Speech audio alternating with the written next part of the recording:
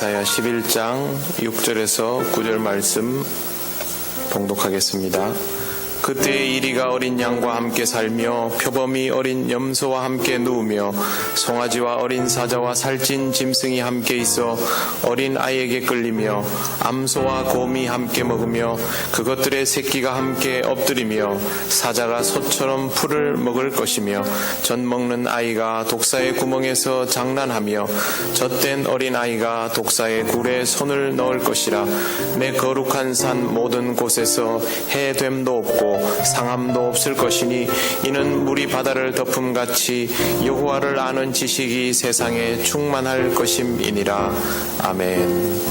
누가복음 17장 20절 21절입니다. 바리새인들이 하나님의 나라가 어느 때에 임하나이까 묻거늘 예수께서 대답하여 이르시되 하나님의 나라는 볼 수 있게 임하는 것이 아니요 또 여기 있다 저기 있다고도 못하리니 하나님의 나라는 너희 안에 있느니라. 아멘.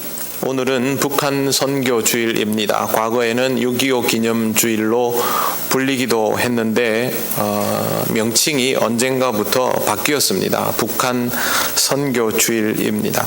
이맘때가 되면 우리는 항상 6.25 전쟁에 대한 기억을 떠올립니다. 김일성이 스탈린에게 무려 48번이나 조르고 졸라서 전쟁을 할 수 있도록 준비를 했습니다. 그러나 소련은 부담스러워서 이 전쟁에 직접적으로 가담하지 않았고 중공의 그 지도자와 맞물리면서 중공군이 인민군들을 도와서 남침을 했습니다. 엄청난 피해가 일어났는데 알고 보면 남북의 피해자뿐만 아니고 중공군 대다수도 죄수이거나 조선족으로 구성이 되어 있었습니다. 결국 우리 민족의 피해만 엄청나게 컸던 상처뿐인 전쟁이 되었습니다. 어른들은 아직도 6.25를 똑똑히 기억하고 있고 우리나라 사람은 누구나 다시는 이 땅에 전쟁이 없기를 바라는 마음으로 하나님이 주실 새로운 미래를 기대하며 살아가고 있습니다. 오늘도 그 마음을 가지고 함께 주의 말씀을 나누겠습니다. 당연히 우리는 언젠가 때가 되면 북한에 들어가서 동포에게 복음을 전할 수 있을 것이다 라고 믿습니다. 하지만 그렇게 언젠가 될 것이라고 믿으면서도 실제로 눈앞에 그런 기회가 올 것이라는 생각은 별로 하지 않고 살아왔습니다. 하나님은 분명히 그렇게 하실 수 있다라고 믿지만 현실적으로 우리에게 이루어질 일은 아니라고 생각했던 것입니다. 가장 큰 이유는 북한의 특수함 때문이었습니다. 우리가 알고 있는 북한은 나라가 없어지면 모를까 복음 전하는 것이 사실상 불가능한 곳이었습니다.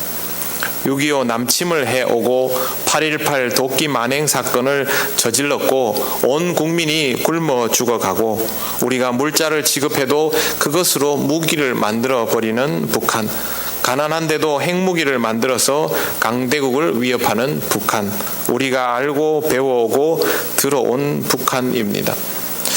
그런데 여러분, 가장 가깝고도 먼 형제의 혈육이 있는 민족, 동포, 결의 북한에 대해서 여러분 제대로 알고 있습니까? 저는 잘 몰랐습니다. 지금부터 1년 전 문정인 외교안보특보의 발언 때문에 국회가 발칵 뒤집어지고 나라가 시끄러웠던 적이 있습니다. 그의 발언은 연일 문제가 되었고 청와대에서도 우리와는 생각이 다르다라는 말을 거푸해야 했습니다. 2년 전에 그가 이런 말을 했습니다. 트럼프가 미국 대통령이 되면 북핵 문제에 빅딜 가능성이 있어서 우리에게 축복이 될 수 있다. 다 듣기 싫어했습니다. 2017년 1월 CNN과 인터뷰에서 북한을 설득하기 위해서 한미 합동 군사훈련을 일시적으로 중단해야 한다. 이 말 때문에 또 난리가 났습니다. 2017년 4월 미국 외교 전문지 포린 어페어스 기고문에 한반도 평화협정이 체결되면 주한미군의 지속적 주둔을 정당화하기 어려울 것이다 라고 발언을 했다가 또 난리가 났습니다. 그런데 지금 미국 군 장성들에게서 먼저 주한미군 철수 이야기가 나오고 있습니다. 2017년 6월 북한이 핵과 미사일 활동을 중단하면 정부는 한미연합 군사훈련의 규모를 줄이는 방안을 미국과 협의할 수 있다. 이것도 난리가 났는데 이미 협의도 하기 전에 미국이 먼저 훈련을 중단시켰습니다. 이 당시 야당은 이 특보를 해임하라고 했습니다. 그런데 1년이 지나지 않아서 이 말들이 거의 그대로 이루어지고 있습니다. 일부에서는 예언이라고까지도 합니다. 하지만 그는 예언자가 아니라 학자입니다. 그렇다면 다른 사람들이 분석하지 못한 것들을 분석해 내었다는 것이고, 그 외에 대부분의 사람들은 알고 있다고 생각했는데 모르고 있는 부분이 많았다라는 것이 됩니다. 우리는 상상도 못할 일들이 이루어질 것을 미리 알았다면 결국 우리가 아주 중요한 것들을 모르고 있었다는 말이 됩니다. 통일을 그토록 염원하고 북한에 복음을 전하겠다고 하고 기도하면서도 사실은 북한에 대해서 우리는 아는 바가 거의 없는 것입니다. 저도 여러분과 별반 다를 바 없이 북한에 대한 이해를 가지고 있었기 때문에 북한 선교주의를 준비하면서 2주간 북한에 관한 자료들과 기사들을 다 찾아보았습니다. 그 중에서도 신뢰할 만한 언론과 연구기관의 자료들만을 참고했습니다. 북한이 요즘 이슈가 되면서 연일 언론의 주목을 받으면서 인터뷰 요청에 쇄도하는 사람이 한 명 있습니다. 경남대학교 극동문제연구소 소장인 김동엽 교수입니다. 이 사람이 어느 날 CBS 라디오에 나왔는데 저는 설교를 들으려고 들어갔다가 굉장히 놀라운 내용을 들었습니다. 제가 공부를 안 해서 몰라서 놀라기도 했는데 여러분들에게 간단히 북한 경제사를 설명을 드리겠습니다. 1994년 김일성이 죽은 후에 북한은 이른바 고난의 행군이라는 시대에 들어갑니다. 한마디로 굶어 죽게 생긴 겁니다. 경제가 침체하고 식량이 부족해서 국가가 배급을 못하는 상태가 되었습니다. 공산국가는 배급이 무너지면 이념을 지키기 어렵습니다. 이때 김정일이 자력갱생, 자급자족이라는 말을 꺼냅니다. 근데 사실 되게 거창한 말 같지만 이게 무슨 뜻이냐면 너네가 알아서 먹고 살아라 입니다. 공산국가에서는 있을 수 없는 일입니다. 이미 공산주의는 이때부터 흔들리기 시작합니다. 소련과 중공이 변신을 해서 자기들 나름대로의 수정된 사회주의 노선을 걷기 시작했지만 북한은 고집스럽게 자기 스타일을 고집했는데 결국 다 굶어 죽게 생기니까 이런 말을 한 것입니다.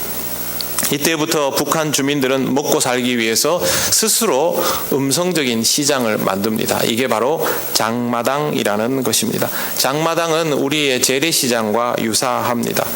시장이 국가보다 먼저 생기지 않았습니까? 인간이 있으면 시장도 생기는 것이죠. 처음에는 농산물 물물교환만 하다가 그 다음엔 농산물 판매도 했고 나중에는 제조업 분야에까지 확대가 되었습니다. 지금은 그냥 일반적인 시장이 되어 있습니다. 우리나라도 정부가 개입하기 어려운 곳이 시장입니다. 북한은 말할 것도 없었습니다. 결국 2003년이 되자 북한이 시장을 공인을 해줘 버립니다. 올해 2월 공식 집계로 북한의 장마당 숫자는 480개에 이르고 있습니다. 비공식적으로는 700개가 넘습니다. 지금 북한에서 국가의 녹을 먹고 배급을 받는 사람은 전체 15%에 불과하다고 김동엽 교수가 말합니다. 나머지 85%는 이 장마당을 통해서 자기들이 물건을 사고 팔면서 거기에서 얻는 수익으로 생계를 유지하고 있는 겁니다.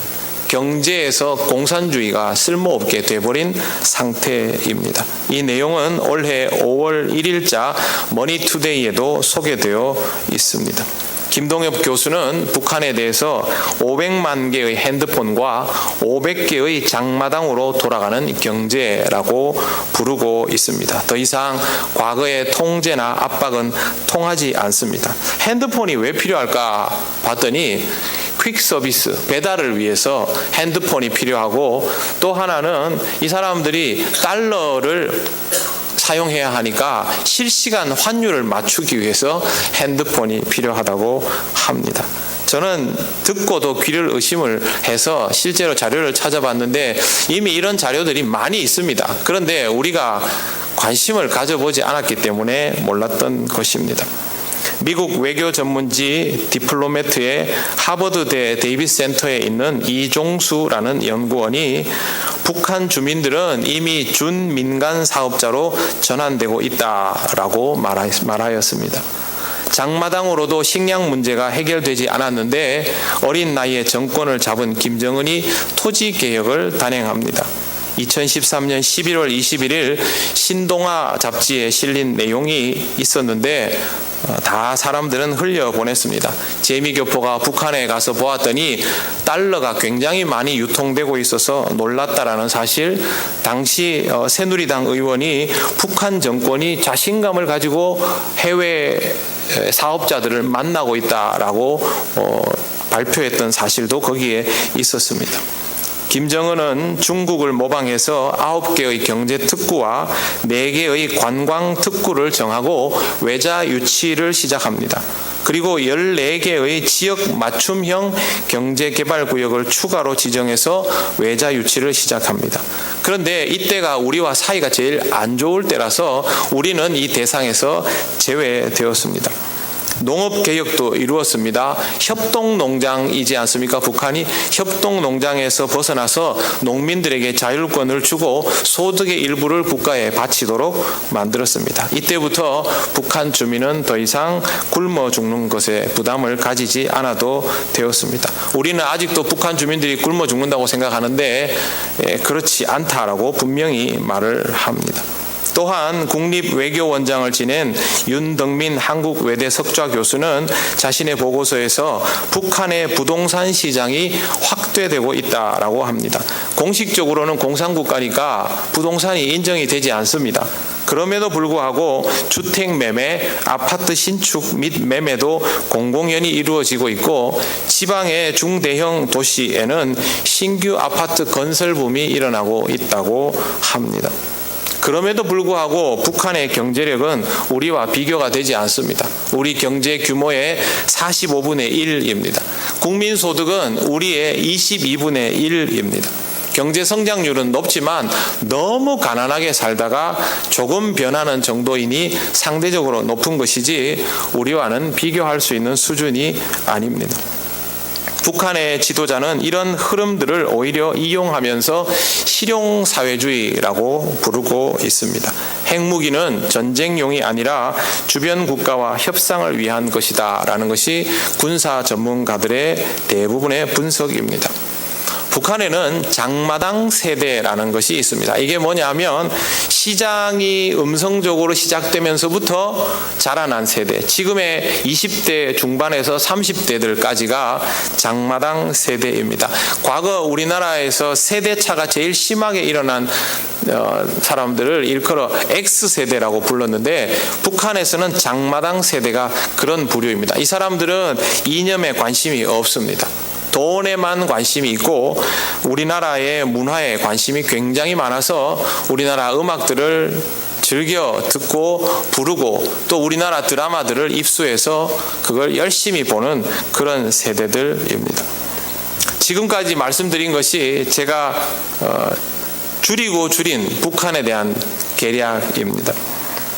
저는 이 소식을 듣고 귀를 의심했고 눈으로 보면서도 믿을 수 없어서 자료를 열심히 찾아보았습니다.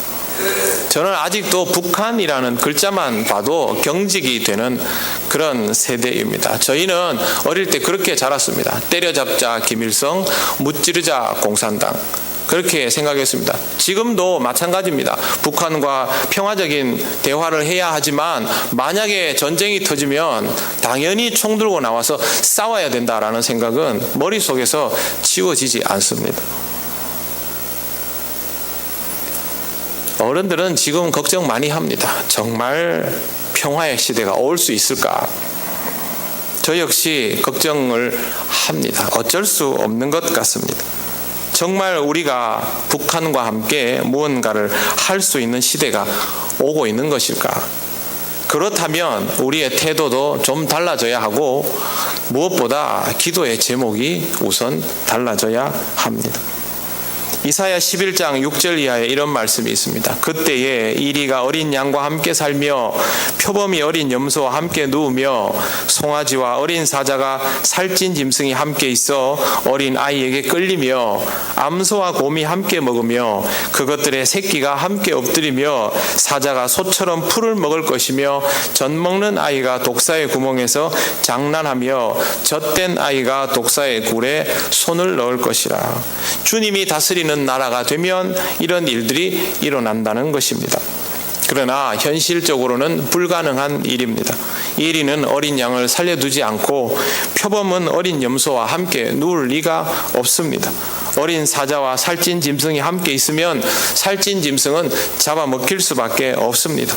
암소도 곰과 함께 있으면 죽을 뿐이고 사자는 배탈이 나지 않으면 절대 풀을 먹지 않습니다.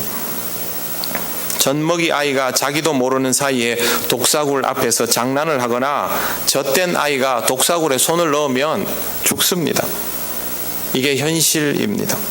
그래서 우리는 주님의 나라가 오시면 이런 나라가 이루어질 것을 믿으면서도 지금 우리는 아니라고 생각합니다. 현실에서는 불가능하다고 생각합니다. 이건 우리가 죽고 나서야 가능한 일이라고 받아들입니다. 북한을 바라보는 우리의 생각도 늘 그랬습니다.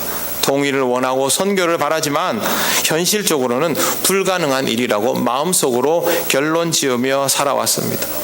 저도 제 마음속으로 오늘 같은 일들이 일어날 거라고 상상해 본 적 없습니다. 그런데 절대 변할 것 같지 않은 북한이 변해버렸습니다. 생각보다 많이 변해버렸습니다. 이리가 어린 양 앞에 웃으며 나타난 격입니다. 어린 사자가 살찐 짐승 옆에 서 있는 것처럼 되어버렸습니다. 결론이 난 것은 아닙니다만 이런 만남을 상상조차 못했던 것을 생각해보면 놀랍기 그지 없습니다. 누가 이렇게 했을까요? 북한의 어린 지도자가, 미국의 대통령이 북한의 가난한 주민들의 대동단결 때문에, 우리나라 대통령 때문에 아닙니다.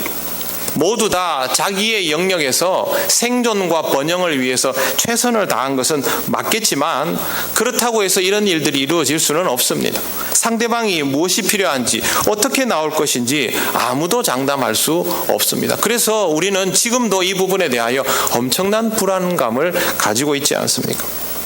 그런데 갑자기 상황이 막 달라지고 있습니다. 우리는 매우 놀라운 현상을 보고 있습니다. 정말 누가 이렇게 한 것일까요? 북한의 변화, 서양에서 공부한 젊은 공산당 지도자, 독특한 스타일의 미국 대통령, 1년 앞당겨져 버린 우리나라의 정권 교체. 이것이 하나로 맞물리는 일은 사람이 할 수 있는 것이 아닙니다. 하지만 우리가 성경을 보면 이와 같이 역사가 급변하는 일들은 참 많았음을 알 수 있습니다. 그래서 저는 이 상황을 보면서 하나님을 의식하게 되었습니다. 하나님은 이 상황을 사용하시는 분입니다. 정치 지도자들 중에 누가 특별히 선하겠습니까? 누가 다른 나라를 위하겠습니까? 그런 거 없습니다. 하지만 상관이 없습니다. 하나님은 선한 자도 쓰시고 악한 자도 들어 쓰시는 분이기 때문입니다. 그래서 수십 년간 염원해도 단서도 보이지 않던 일들이 갑자기 일어날 수 있는 것이고, 실제로 우리가 일어나는 일들을 보면서 하나님을 믿는 자로서 이 상황에 하나님을 생각하는 것은 당연한 일이 되는 것입니다. 이사야 11장 6절의 말씀이 나중에가 아니라 지금 이 땅에서도 충분히 이루어질 수 있는 일임을 기대하며 이 땅을 보게 된 것입니다. 하나님의 나라가 언제 임할 것이냐고 바리새인들이 예수님에게 질문한 적이 있습니다. 그 질문에 대하여 예수님은 이렇게 대답하십니다. 하나님의 나라는 볼 수 있게 임하는 것이 아니요 또 여기 있다 저기 있다고도 못하리니 하나님의 나라는 너희 안에 있느니라. 바리새인들이 이런 질문을 했던 이유는 그들에게 하나님 나라가 아직 경험되지 않고 있기 때문입니다. 하지만 예수님께서는 하나님 나라는 여기 있다고도 저기 있다고도 못한다면서 하나님 나라는 이미 너희 안에 있다고 하십니다. 나중에 오는 것이 아니라 주님과 함께하는 순간 이미 시작되어 버리는 것입니다. 하나님의 역사는 그렇게 갑자기 시작되어 버립니다.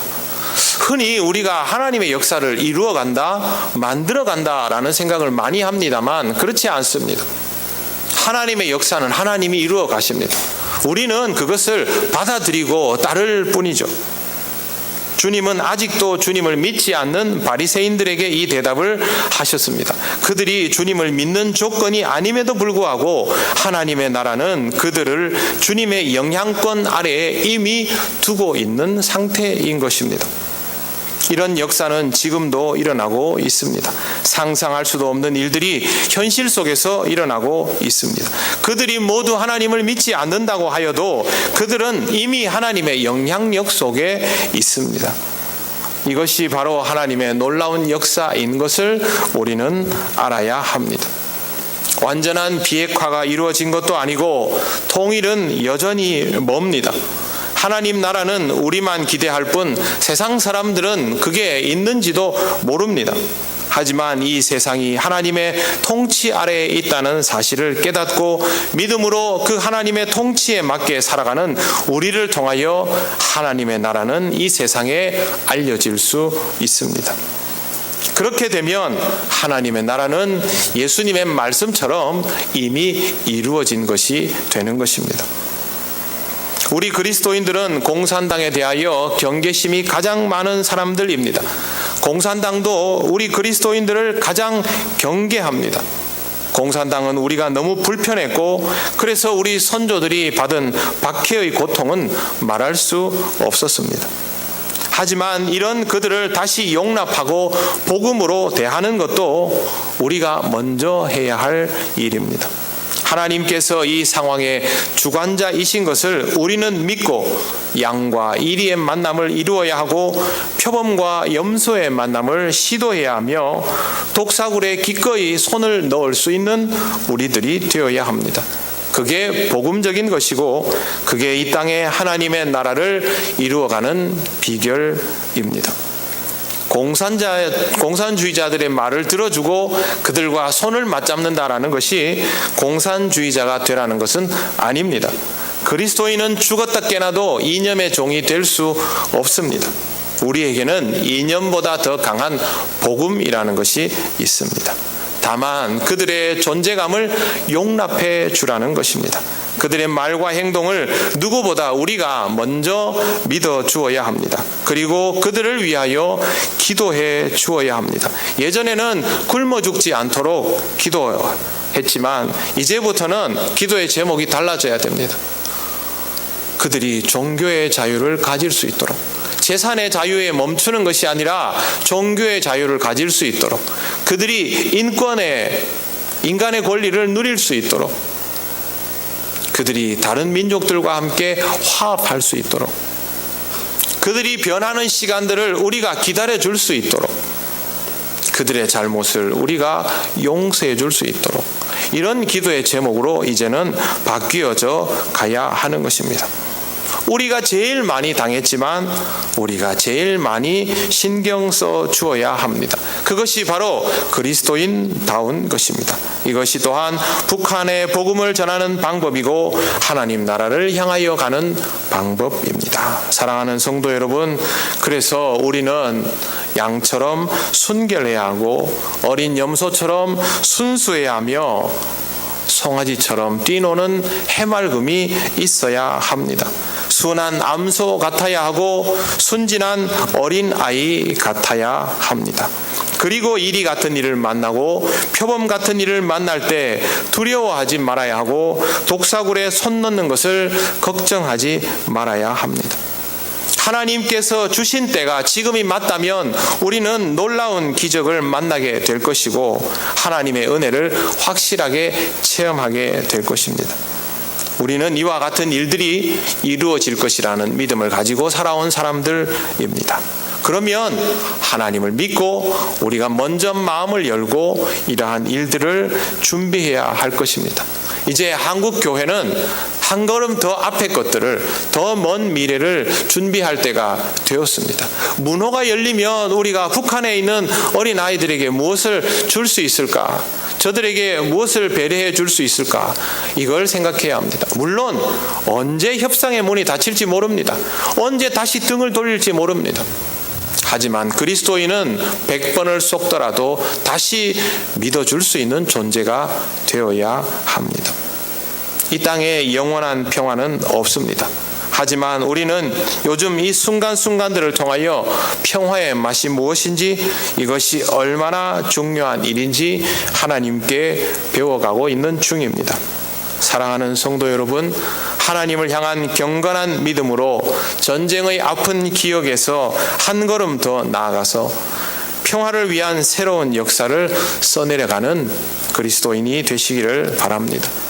예수님께서 이 땅에 나약한 육신을 입고서도 하나님을 믿고 살아가신 것처럼, 결국에는 하나님의 아들이신 것을 드러내신 것처럼 우리도 하나님을 믿고 말하고, 하나님을 믿고 행동하고, 하나님을 믿고 기도드려야 합니다. 그러면 하나님께서 우리에게 평화가 무엇인지를 알게 해 주실 것입니다. 하나님의 자녀답게, 그리스도인답게 이 평화를 위한 삶을 살아가시기를 바랍니다.